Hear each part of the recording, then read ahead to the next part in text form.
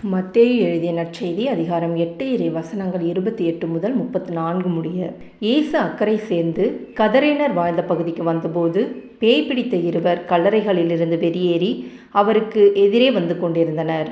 அவ்வழியே யாரும் போக முடியாத அளவுக்கு அவர்கள் மிகவும் கொடியவர்களாய் இருந்தார்கள். அவர்கள், இறைமகனே, உமக்கு இங்கு என்ன வேலை? குறித்த காலம் வரும் முன்னே எங்களை வதைக்கவா இங்கே வந்தீர் என்று கத்தினார்கள்.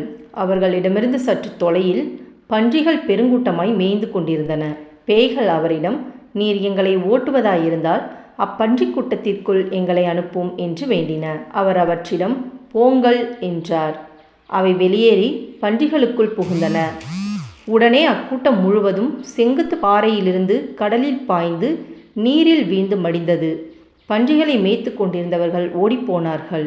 அவர்கள் நகருக்குள் சென்று பேய் பிடித்தவர்களை பற்றி செய்தியையும் நடந்த அனைத்தையுமே அறிவித்தார்கள். உடனே நகரினர் அனைவரும் இயேசுவுக்கு எதிர்கொண்டு வந்து அவரை கண்டு தங்கள் பகுதியை விட்டு அகலுமாறு வேண்டிக் கொண்டனர். இது கிறிஸ்துவின் நற்செய்தி. கிறிஸ்துவே உமக்கு புகழ்.